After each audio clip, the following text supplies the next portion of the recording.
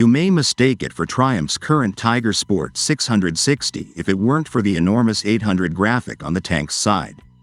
Notwithstanding these similarities, the new Tiger Sport 800 has over 40% more power and is expected to be among the company's most captivating adventure motorcycles.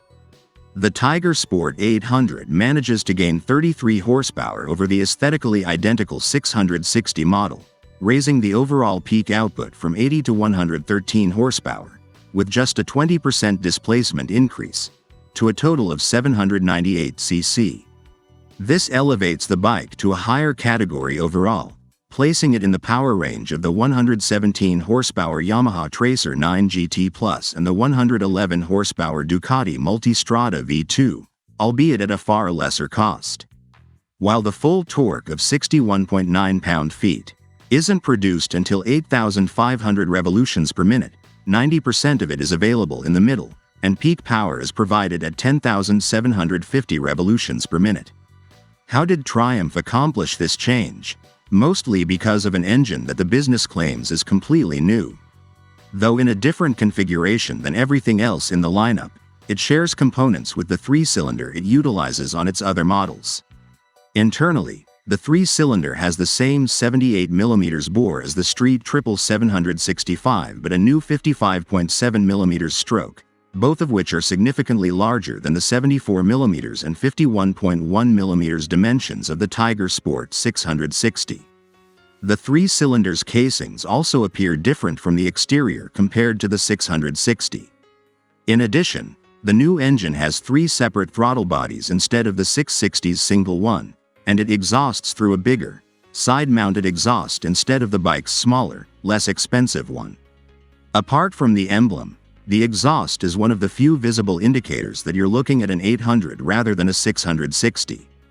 Other features include clear wind deflectors on both sides and new running lights on the nose, immediately above the intakes.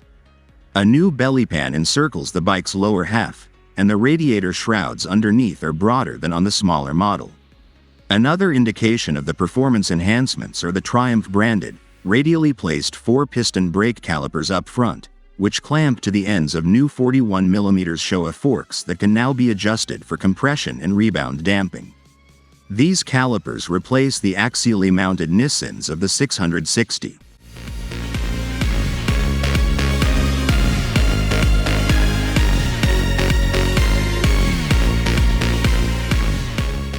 The less obvious modifications are more significant and include a slightly altered frame to make room for the bigger triple-throttle body intake system of the new engine. In addition to the strengthened forks, Triumph has added a rebound-adjustable rear suspension and enhanced its electronics package to incorporate traction control, cornering ABS, and a 6-axis IMU.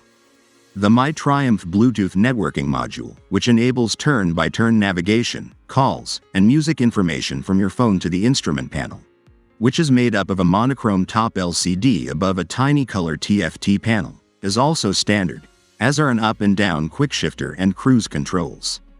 Triumph makes a point of emphasizing the bike's cheap cost, not just in terms of the initial purchase price, which will be $12,495 when it arrives in stores in March, but also in terms of its reasonable maintenance expenses, despite its impressive specifications and features.